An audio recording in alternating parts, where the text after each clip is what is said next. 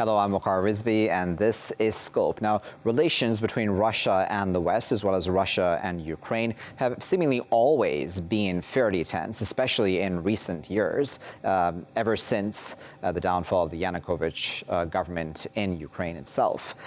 Now, we've had, over the past number of weeks, a heightening of those tensions as well, specifically because, as the Western countries in Ukraine say, there is a concern about a Russian military buildup close to Ukraine's border. We discussed this last week as well, but it seems that over this past week or so, those issues which were of concern last week have become ever more concerning for, again, like I said, the other side this week. Now, we've also had Vladimir Putin giving and speaking to the media just in the past day or so, speaking about red lines of the other side, saying that Russia would always respond if provoked, and saying that essentially that the country is being provoked. Again, not mentioning by name Ukraine and or the West, but just saying that no one should cross the red lines that Russia has placed vis-a-vis its own national security, national interests, etc. Now, on the Ukrainian side, we've had the president there, Zelensky, offering to talk to Putin. We've also had Biden offering a summit with Vladimir Putin as well. This as beyond just the regular military buildup that we spoke about last week, there's also now tensions vis-a-vis the Black Sea as well, and possible military drills that will take place soon, I believe, in the Crimean region. Let's discuss all of those issues a bit further. We're joined now by Fred Weir, who is the Russia correspondent for the Christian Science Monitor. He's joining us today from the Russian capital, Moscow. Also joining us from Moscow is Mark Sleboda, who is a security analyst and senior lecturer in international relations and security studies. Mark and Fred, thank you both for taking your time out to speak to us today. Mark, let me start with you. As I said, this is not a new issue, as in, the complaints that NATO countries have, as well as Ukraine have towards Russia. But give us a Russian point of view on this. Why the military buildup? Why the activities in the Black Sea? Okay, so the Russian military buildup is a response to and a deterrent to an ongoing Kiev regime military buildup in the east of their country, on the contact line with Donbass, that has been going on since early March. I have been reporting on it. Many others have since March 5th. Dmitry Trenin at the Carnegie Institute has recently written about that as well, acknowledged that fact, something that is usually excluded from the Western mainstream media and commentariat, and acknowledged that that is the reason for the Russian military buildup. It is defensive of Russian borders in a cautious way, considering that the West-backed Zelensky regime in Kiev has recently included into their national military doctrine programs for the military occupation of Crimea and the military settlement of the civil conflict in the east of their country, which Zelensky has also pulled out of the Minsk Accords. He has refused to conduct further rounds in Minsk, in Belarus. And so he's walking away from a peaceful settlement, something that, to be fair, the Kiev regime has been for several years now, made it clear that they have no intention of fulfilling the Minsk Accords as written, as was agreed to, as was signed, as was solidified in a UN Security Council resolution, and that they are turning back to a military solution to settle finally what is still the political aftermath of the West-backed overthrow of the democratically elected government of Ukraine in 2014. Fred, what are your thoughts on this? Because as I mentioned in my introduction, we've had offers for talks, face-to-face talks, seemingly, between Zelensky and Putin, as well as Biden and Putin. Would that be a good idea for the Russians at this time? I think that the Russian buildup is largely theatrical. Like, I don't think they are intending to attack Ukraine as much of the press coverage suggests. And they are, as we speak, holding air defense drills in Crimea, which is the reason for the warnings about civilian aircraft flying anywhere nearby. It's as alarming as that sounds, it's actually rather routine. But the bigger issue here is that Ukraine has not been able to settle its problems. It's certainly not been able to create a consensus in the country. It's still a very deeply divided country politically. And in recent weeks, the president, Zelensky, has moved toward the position that Ukraine must join NATO. And now this is the sort of thing that makes them see red spots before their eyes in Moscow. It is the red line they speak of. So the theatrical buildup is aimed not so much at Ukraine as it is at NATO. The Russians are saying, and I think Putin said it rather explicitly yesterday, stay out of this region. And so whatever you think about it, this is a tripwire for war if everybody doesn't step back. And as Mark said, there is a peace accord that was signed that everybody agrees to, at least in theory, which for the nationalists in Kiev is unacceptable because it requires decentralizing the country and allowing people in the east of Ukraine, where they have very different outlook, different culture, allowing them a lot of autonomy. That's a non-starter in Kiev to this point, but it is the only agreement that might possibly work, and that's the only possible route to peace. So, Mark, are things at a point now where NATO may very well consider Ukraine's membership? Because I know that there are, and NATO has made it very clear from the get-go that major reforms are needed within Ukraine. Do you think, A, that would happen vis-a-vis as in membership for Ukraine at some point in the near future, and B, then how does that affect the situation, as Fred there had alluded to? No, Ukraine is not about to join NATO, and NATO as a whole is not about to offer membership or even a membership action plan to Ukraine.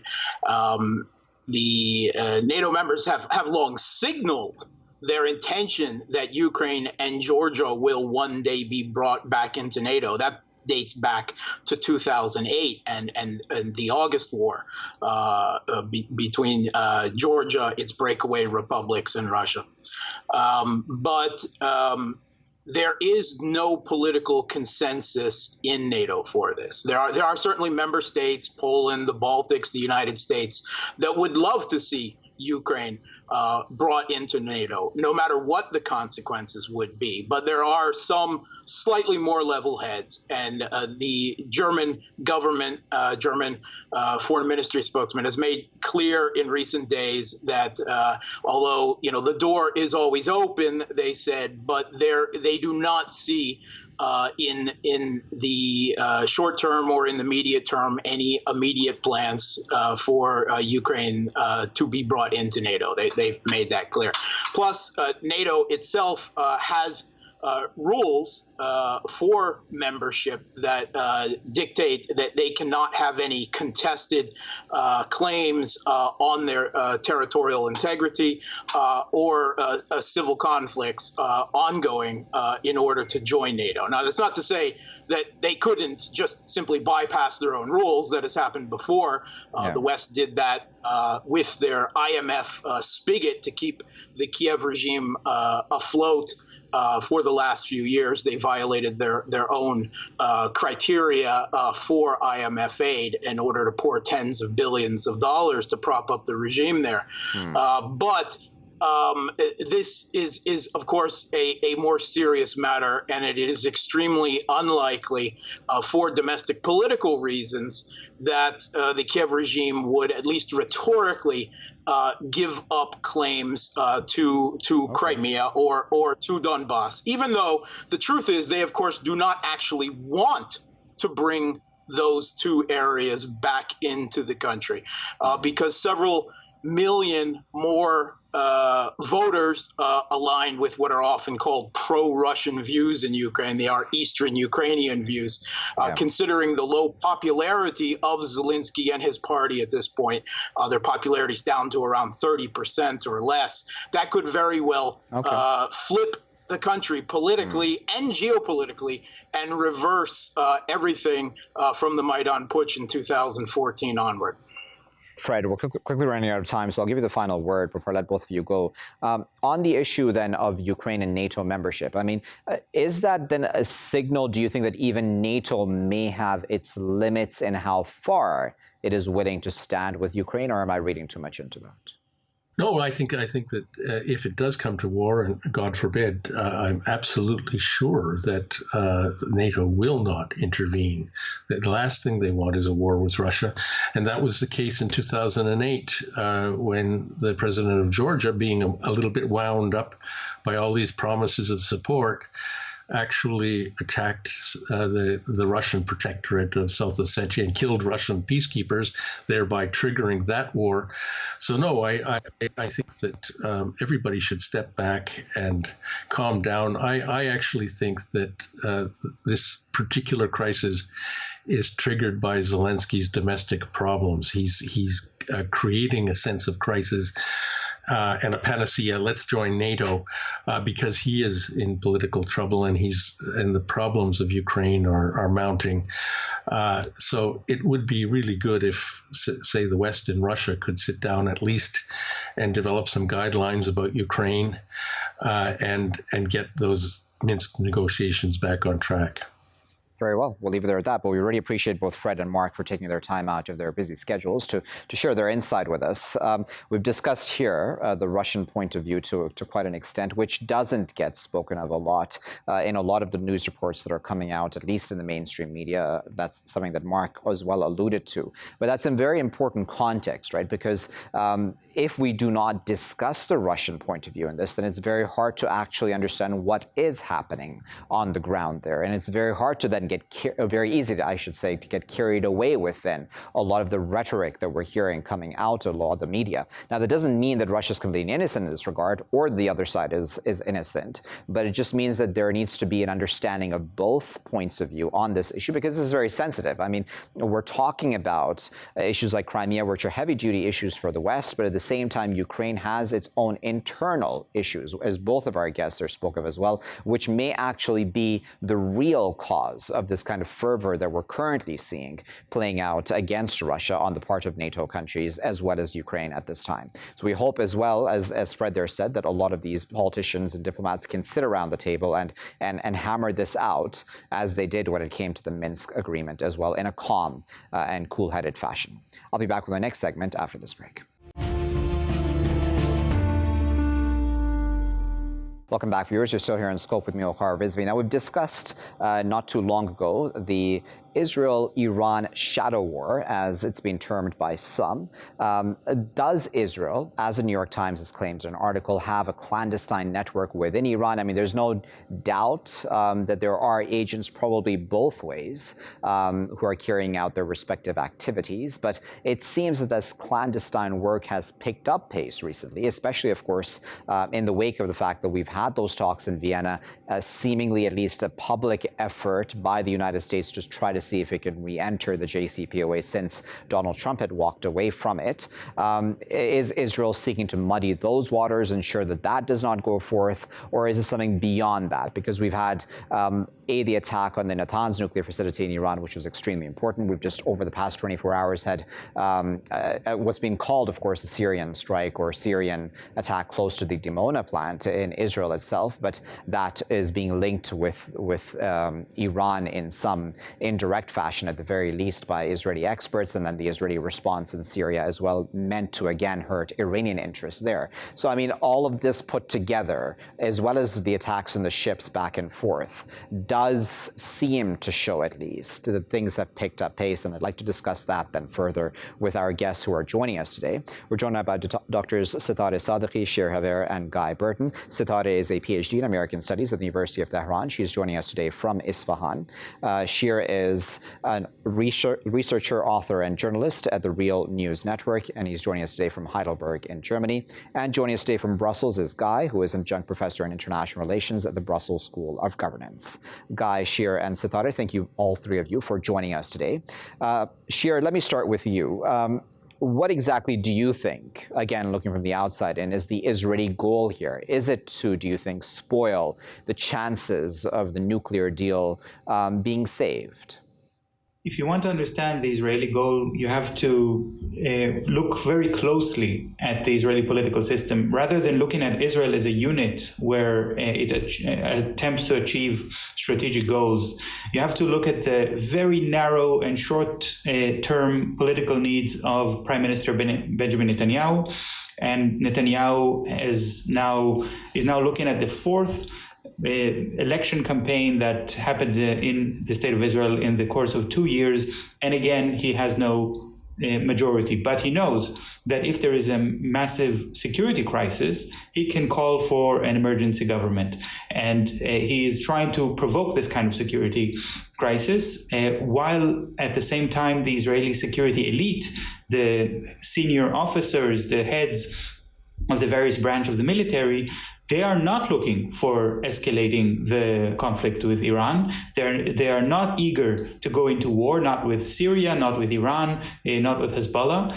And this is something that causes Netanyahu, as the prime minister, to just push them aside and operate through other organizations that are more tightly under his control, mainly the secret services, the Mossad, and various cyber abilities. This is also the reason that we see this kind of attacks happening where they are actually not very significant. They're mainly achieving humiliating, or an attempt at least to humiliate the Iranian authorities by showing that Israel has the ability to penetrate and operate deep within Iranian territory. This costs a lot for the Israeli organizations to achieve that kind of operation. Okay. And in terms of strategic benefit, the benefit are minimal. It's not something that's going to change the rate at which the Iranian nuclear program will advance.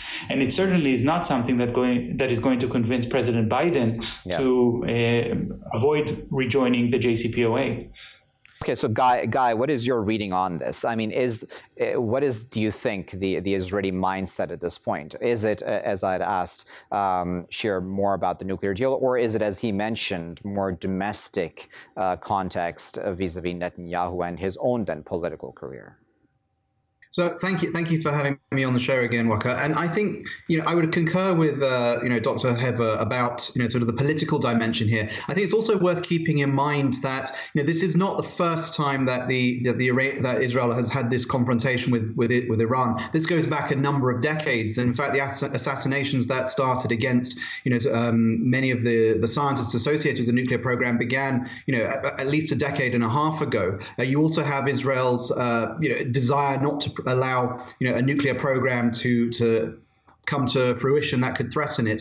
So, for example, Israel has pursued campaigns against, for example, the nuclear program in Iraq back in the 1980s. So that's within the context. Now, speaking more specifically about the current situation, I think you're right. There is a political dimension here around Netanyahu's own position. Israel is currently in a state of transition. A government hasn't been formed yet, and also within that, obviously, the cabinet is not meeting as regularly. I believe that the last time that the Security Cabinet met was on Sunday, which was the first time in about 2 months. So that has put a lot of the onus and a lot of the decision making on the Prime Minister and the security team around him. So, Setareh, give us a context from Iran, because there are a lot of headlines that I'm sure you've seen as well, Setareh, that the Iranians are almost living in fear. I mean, I'm paraphrasing, of course, those headlines, but are living in fear of what Israel may do next because of what happened in the Natanz and other such incidents within the country. Then there's the issue of, Israeli, quote-unquote, spies within the country as well.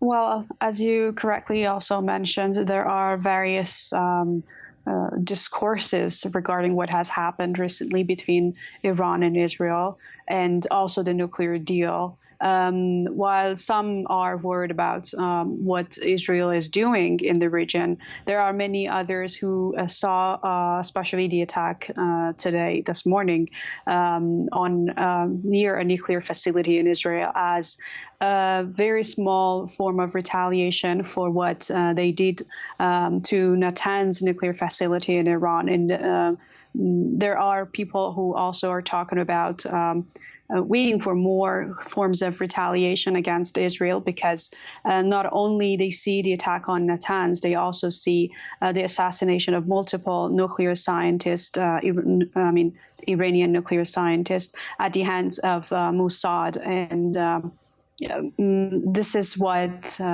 the Iranian public opinion feels like that has to be dealt with.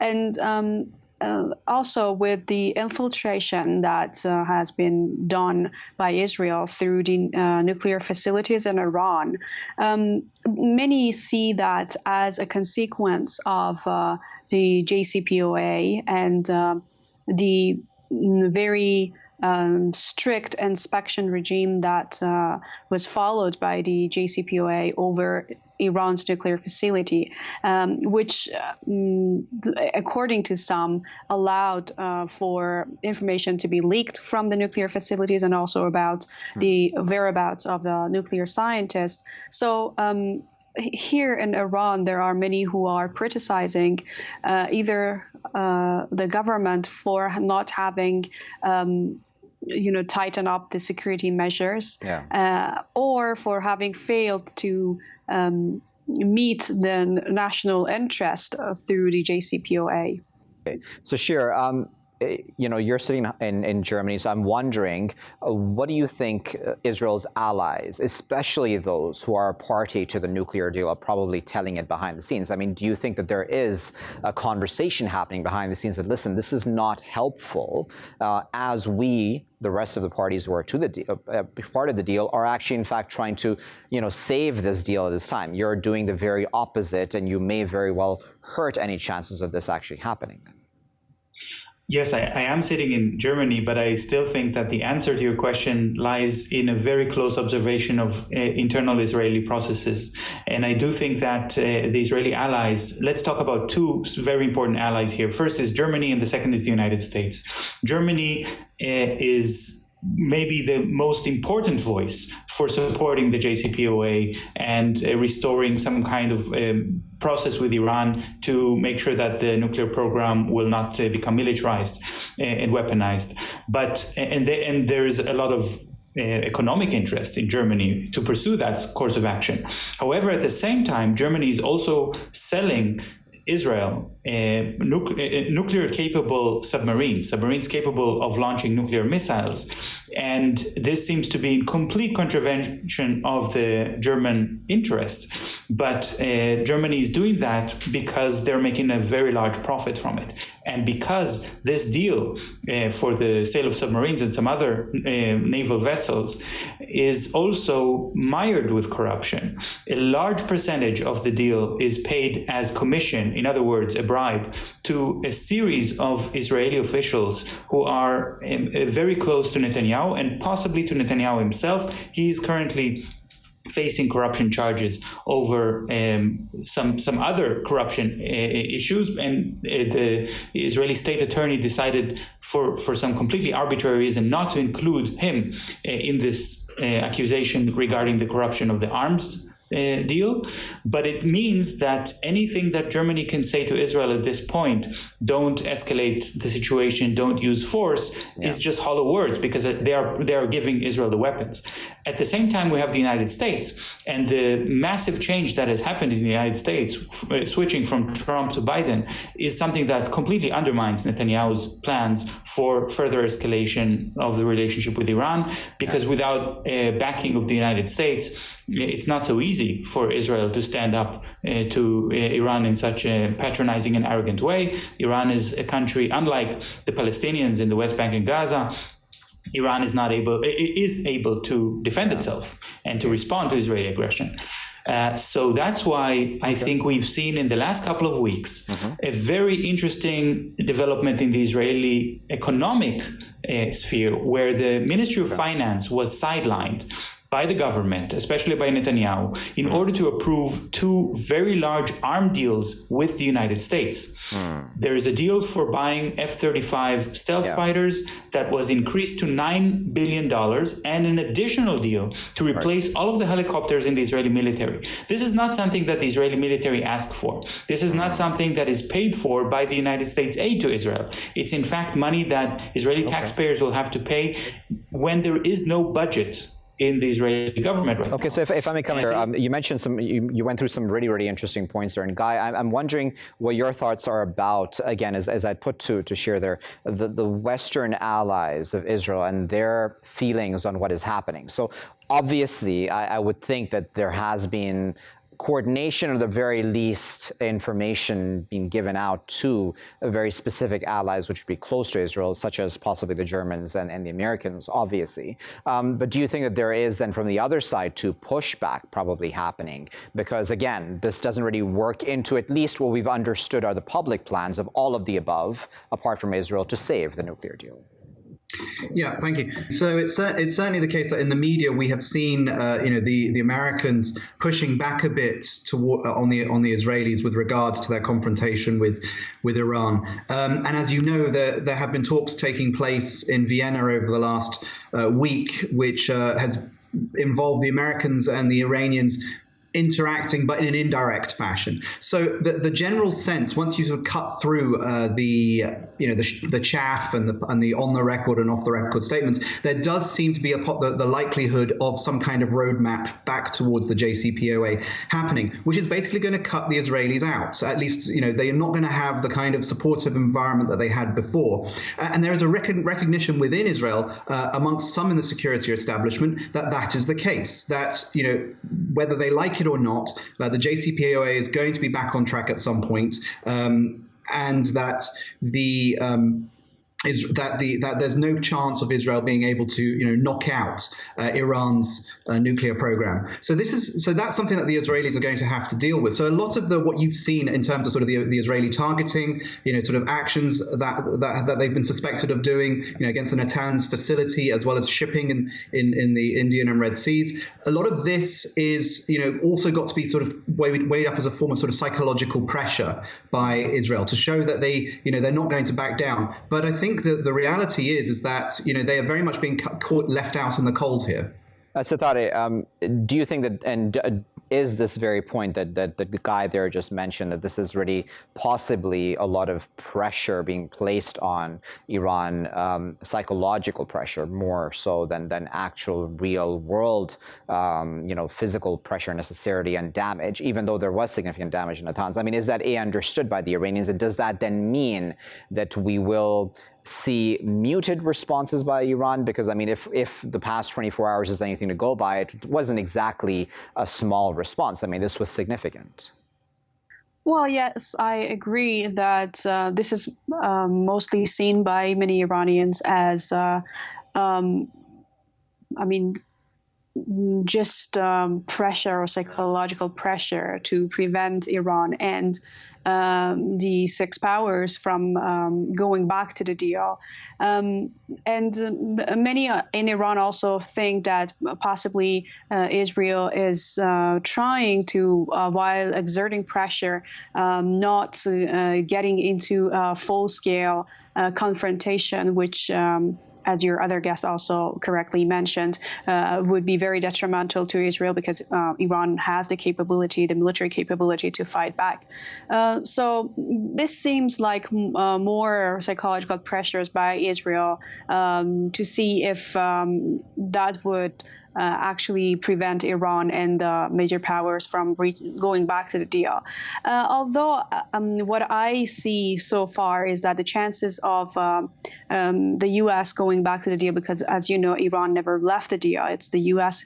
that left the deal. And now the negotiations, the talks, the indirect talks in Vienna are about how to get the U.S. back to the deal.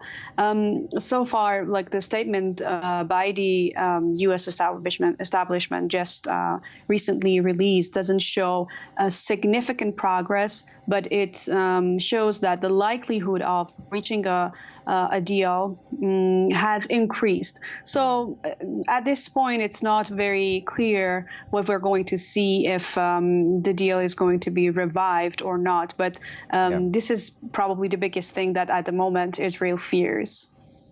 Well, the clock has gotten the best of us. We really appreciate all three of our guests, Setareh, Guy, and Shir, for taking their time out and for sharing their expert insight and expertise with us onto this issue. As we discussed, Israel-Iran tensions are not a new thing. They've always been adversaries and probably will be for the foreseeable future. Israel very much against the Americans re-entering into the deal, as Setareh mentioned right at the end. I mean, the American re-entry into the deal is not even a guaranteed thing at this point, even though that was a stated goal, at least, by Biden as candidate, and now seemingly his effort as well, and especially, certainly, the effort of the Europeans and other parties to the deal to have the Americans come back into the JCPOA altogether. How much can Israel muddy the waters? How much can it spoil this plan to ensure that the deal does survive? That remains an open question. And if Israel is able to throw a big enough spanner into the works, then possibly this can spoil that entire issue altogether, even though it may very well just be like, as Guy mentioned, psychological warfare more so than anything real on the ground. The Germans, as Shir had also mentioned, probably are breathing down Israel's throat to an extent, but nevertheless, they're playing a double game, also selling arms to the Israelis, as are the Americans, as we also heard. I'll be back with my final segment after this break. Welcome back, viewers. You're still here on Scope with me, Waqar Rizvi. Now, in the final segment of today's show, we're going to discuss the situation vis-a-vis the pandemic, and we're going to hone in on India, because the situation there seems to be, on a daily basis, becoming significantly worse and worse. And now there are concerns about basic things like oxygen supplies. There's also, of course, being concern about now a new variant, a much stronger variant, which has appeared there in India as well, which I believe, if I'm not mistaken, and I'll put this to our guests in a moment, is a combination of 3 other variants. Nevertheless, the numbers are going up on a daily basis now. We've also had large gatherings taking place recently, for which I believe, obviously, there is some political backlash as well taking place. So let's put all these issues to our guests who are joining us now. We're now joined with Dr. Derya Unutmaz, who is a professor of immunology at Jackson Laboratory at the University of Connecticut Medical School. He's joining us this morning from Farmington, Connecticut. And joining us today from Bhopal in India is Dr. Anant Bhan, who is an analyst, researcher in global health, bioethics, and health policy. Anant and Derya, thank you both for taking your time to join us today. Anant, let me start with you first.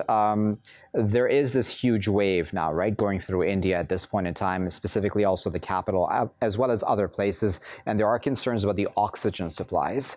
Where did things go wrong? Is this down to, do you think, the variant that we're currently dealing with in India? Waqar, thanks for having me. Yes, the variant could be one of the factors, but it is certainly not the only reason. I think, as you were alluding to in your introductory remarks, the fact that there was a lot of lack of adherence to public health measures, there was a lot of social gatherings happening, political, religious gatherings, and not a lot of people using masks correctly contributed. So it's probably a combination of factors, but unfortunately, we have a situation now where there is an acute rise in the number of cases, a lot of them requiring medical care, and a shortage of beds happening, a shortage of oxygen happening, a shortage of some drugs as well.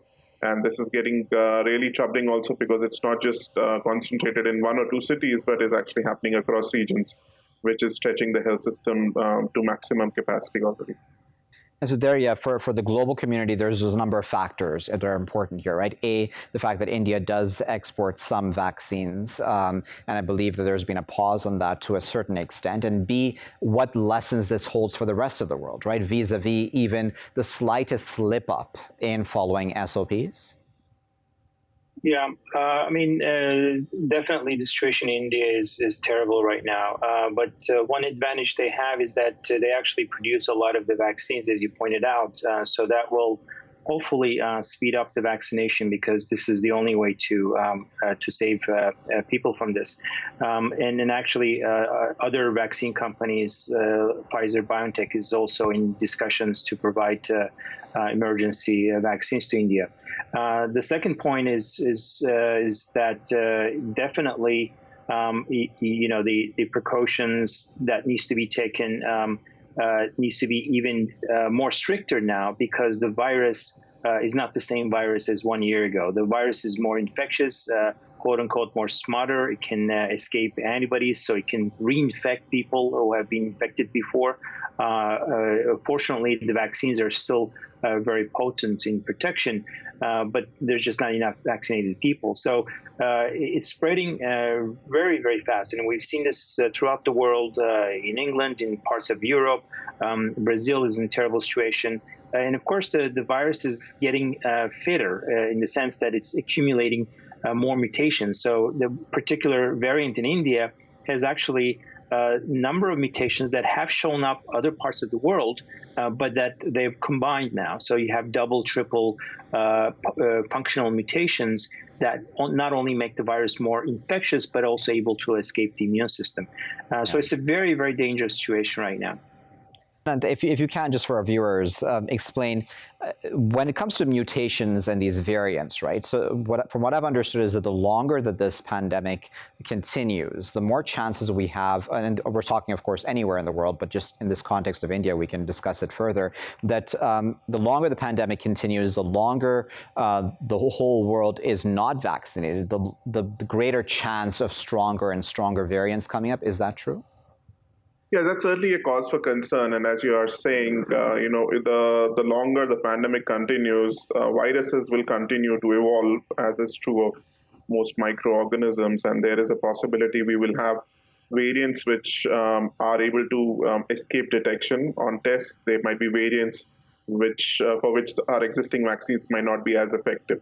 So the sooner we are able to address the pandemic globally, the higher chances we have that we will be able to prevent these kinds of scenarios, because otherwise it could become a prolonged fight against the pandemic with new and new variants coming up, and we always trying to play catch up. And I think that is going to stretch all of our health systems, our economies to a great extent. Already we are seeing in India and other countries, because of the focus on COVID-19 care, a lot of non-COVID-19 health conditions are probably being underrepresented in health facilities, and that doesn't bode well, because obviously people have other health conditions which require care as well. So I think it's extremely important for us to take this seriously, increase our immunization and vaccination rates, and ensure that our health system is responding effectively.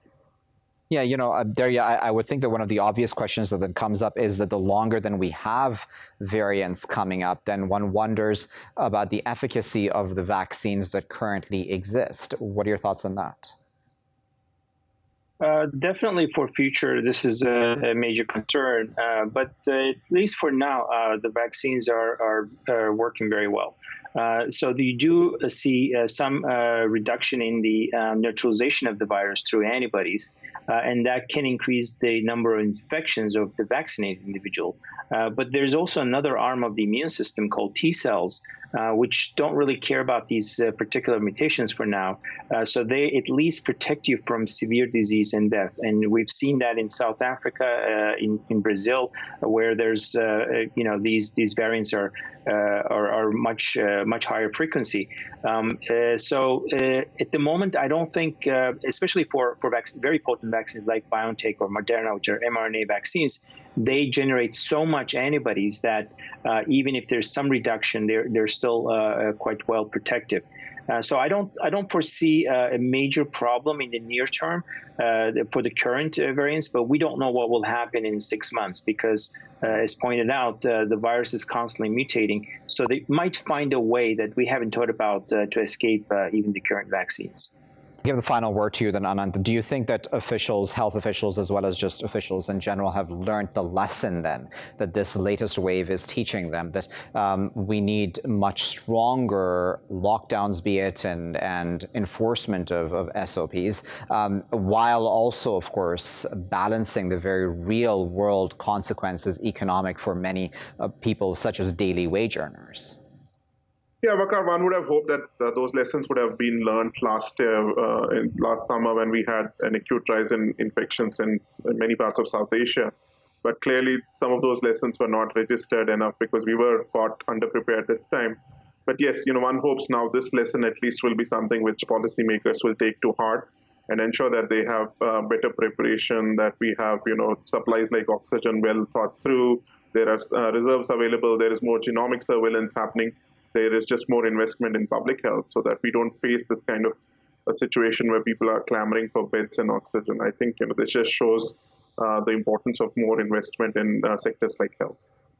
Very well. We'll leave it there at that, but we really appreciate both Doctors Unutmaz and Bhan for taking their time out of the no doubt busy schedules, especially during the pandemic, to share their expertise with us. Anant was speaking to us from Bhopal and Derya was speaking to us from Farmington, Connecticut. We were discussing India's latest wave of the coronavirus pandemic, a significant wave. The numbers going up essentially on an exponential basis, on a daily basis. Oxygen is in low supply throughout the country, especially in those cities which have been most affected by this latest wave. This has come down to possibly those large gatherings that have been allowed to take place, the loosening of the enforcement of SOPs throughout the country as well. And on the other hand, of course, then there's always a concern about daily wage earners and economic conditions for them. But we need to find a balanced policy because India is a huge country and anything that affects it, as well as the variants that are coming up there, are of concern to A, its neighbors, and B, the rest of the world, because as we all know, the pandemic has proven